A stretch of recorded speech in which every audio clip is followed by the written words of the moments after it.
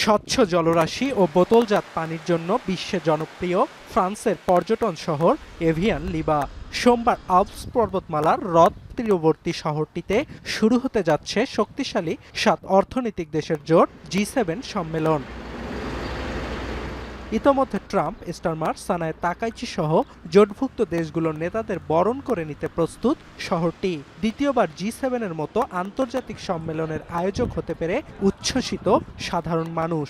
Alors là, on sent qu'il y a quand même beaucoup plus de sécurité. Voilà, on n'avait pas à l'époque tous ces contrôles.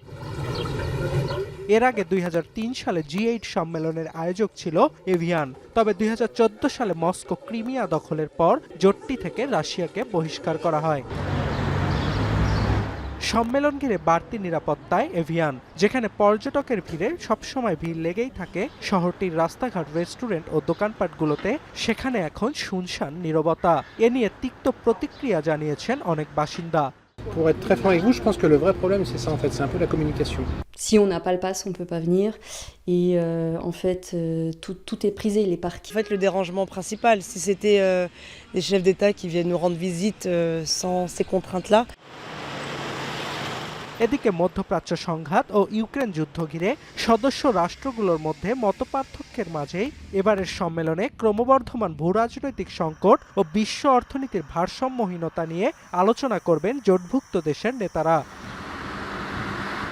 ইতোমধ্যে সম্মেলনের আলোচ্যসূচিতে বেশ কয়েকটি অগ্রাধিকারমূলক ক্ষেত্র চিহ্নিত করেছে আয়োজক দেশ ফ্রান্স, যার মধ্যে রয়েছে ভারসাম্যপূর্ণ ও টেকসই অর্থনৈতিক প্রবৃদ্ধি বৃদ্ধি, আন্তর্জাতিক সহযোগিতা জোরদার ও গুরুত্বপূর্ণ খনিজের সরবরাহ চেইন সচল রাখা। এছাড়াও হরমুজ ও ইউক্রেন ইস্যুতে নেতারা আলোচনা করবে বলেও ধারণা করা হচ্ছে।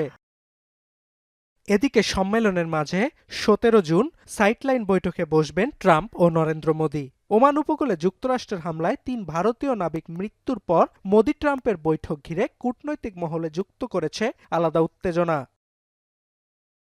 অর্ণব প্রসাদ, এখন বিশ্ব।